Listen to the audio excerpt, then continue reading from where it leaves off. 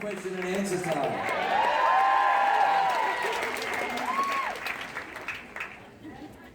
Beautiful, yeah. Come on. Your boldness, even just the clarity of thought. You're able to take complex and confusing things and crystallize them and just present them so succinctly. You became a hero of mine on Twitter. Unfortunately, my wife says I struggle being measured up. Yeah, I've been banned 3 times and I'm not going back. But I remember I loved when you did the hashtag walk away. Can you talk a little bit about that? Yeah, so I think it really starts with, for me, I have always perpetuated any hashtags, and I guess for me, Twitter has been a way to start a movement. I really like Twitter. I've always loved Twitter.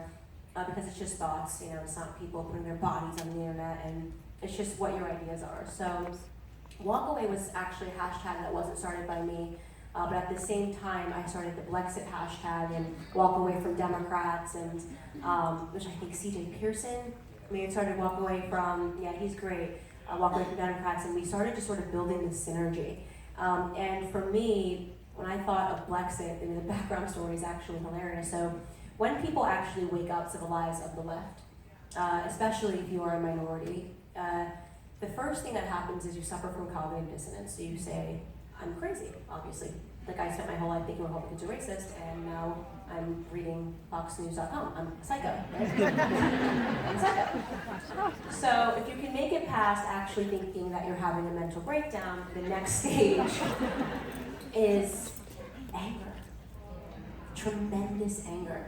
And because you feel like your life's been stolen from you, right? So it's like, then you realize, my gosh, I was asleep for so much of my life, and I gave away so much of my life, and these evil, evil Democrats, built this system and plugged me into it, and I had no say in it.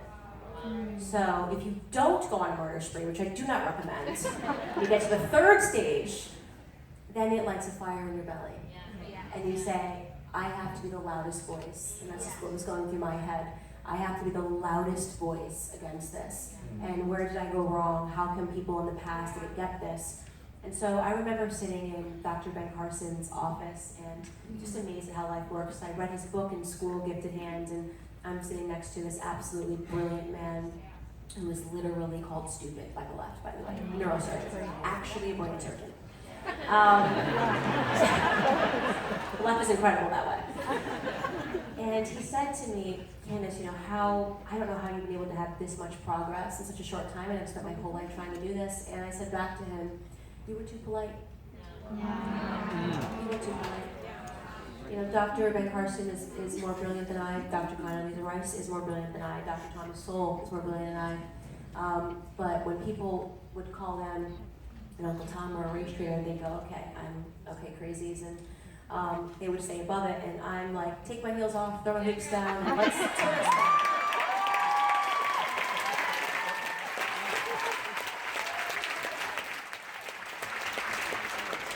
Well, you've paid a massive price, because I think when you first began to become very, very vocal, I think you exposed, because we've got a very, very multi-ethnic church, and we love that. I was born in Europe, grew up in Australia. We got 2 kids who were Kiwis, and we were born in New Zealand. naturalized too. We became American. US citizens. So we genuinely really love people, and we love people from all walks of life. But as we would talk, we would keep hearing, well, our parents were Democrats and our grandparents voted Democrat. And so when you came out, you really kind of pulled the veil back, because the Democrats always champion themselves as, oh, you know, the black people or the minorities, they vote Democrat because, you know, we're for the little guy. But they're not really, because if you're a, you know, Dr. Ben Carson, if you're a Thomas Sowell, then all of a sudden, or a Larry Elder, you're over here and you're vilified, or a Candace Owens.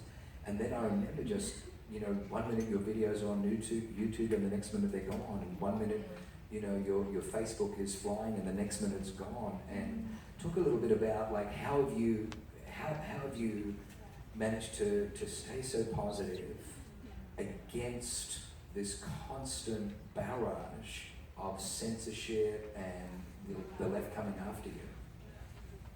Because the government doesn't give you my happiness.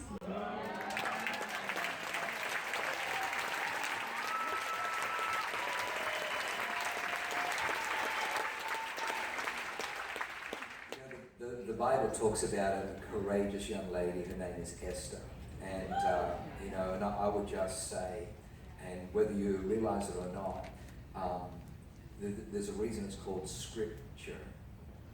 Just like you know, any theatrical Broadway production has a script, and whether it's playing in New York or playing in LA, it's the same script. It's just different characters. And it's the same with the Scripture, and we really see you as an Esther in today's generation. That's not just to flatter you, that's how we see you as somebody who is bold enough to go before the King, that cares less about her life, but seeing people set free. And there was a genocide that was happening in her day, and she didn't want to go before the King, but if she, you know, and if she did, uninvited, she could die. But she realized, maybe I was born for such a time as this, and that's kind of how, that's how we see you. That's how we see you. I want to say first, Candace, thank you so much, and your grandmother would be so proud of you, so proud of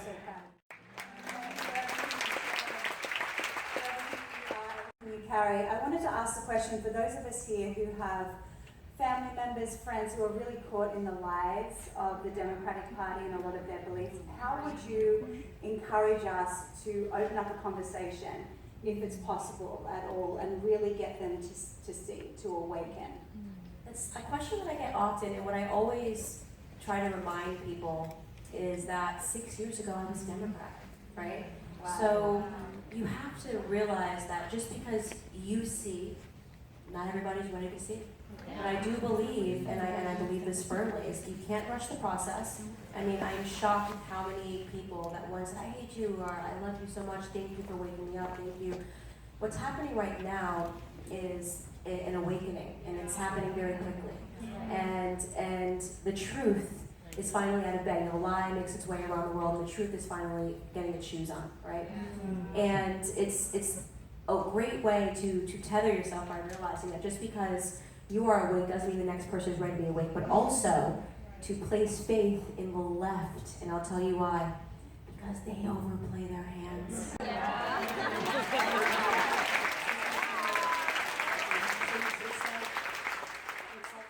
Cartoon, and the left's like, this can happen, yeah, and everyone's like, yeah, and then they're like, boys can be men, and they're like, wait, what? I mean, boys can be women, and people are now going, wait, what? And like, racism should be taught in critical race theory, and people are like, wait a second. It just takes one thing to plant the seed, and the left is going so bonkers so quickly. I mean, for example, I have seen people, Democrats, their entire lives, now that men are competing in women's sports and their daughters that have worked so hard, that's the thing. That's the thing.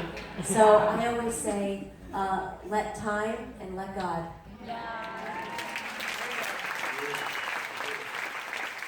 James, where do you get your news? I'd love to know, where do you get your news? In the world of fake news, where does Candace Owens get her news? I actually read a lot of news because I think you need to know the perspective, like the way that they're spinning the story. So I read virtually everything. I mean, I would say I frequent Axios. You know, that's kind of middle of the line. You know, left. Everything starts in a line. It goes left, left, left, left, left. And I consume everything. I read, obviously, Fox News. I will read CNN headlines because I need to know what it is that they take in, how they think, and why they're so deluded. You have to know, right? I mean, like, how could you how do they do this? And it's like the death ticker during COVID-19, that's psychological trauma. That's how it is. Yes. Never see a death ticker for anything. They did a death ticker for car accidents, we would never get in our cars.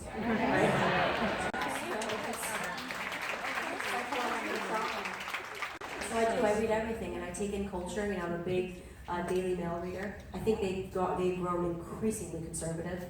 The Daily Mail has been really hitting the Biden administration hard, and so I would say I love to read everything. I mean, I'm just one of those people that I see a headline, I read it and kind of get what I can and take everything with a grain of salt. Yeah. Good. I love that answer. Great. Second question is this: your book, Blackout, incredible book. Jürgen and I have both read it. Congratulations. I know it's a big deal to write a book and get it out. How has your message, by and large, been received by the Black community? It's been amazing. So when I started, I would tell you, I did my first video, and every comment was like, Uncle Tom, Uncle Tom, Uncle Tom. It was like, it was incredible. And now it's just completely different. It's just, people are waking up in our minority community. And again, I credit, and like I said, God always has a plan. So if you say, well, how could he ever let this happen in our country, this election, what happened in COVID-19? Well, the perspective is, first and foremost, he's much more brilliant than us. He's designed this design. We can't comprehend it because we're not meant to, but his timing is always perfect. And it's because what better way to quicken an awakening than to have the government be more totalitarian than it's ever been.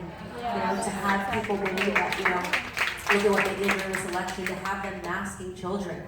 I mean, all of these things that seem so terrible. Again, God doesn't let, you know, these terrible things happen unless he's got a greater plan. So, I mean, that's always the perspective to hold.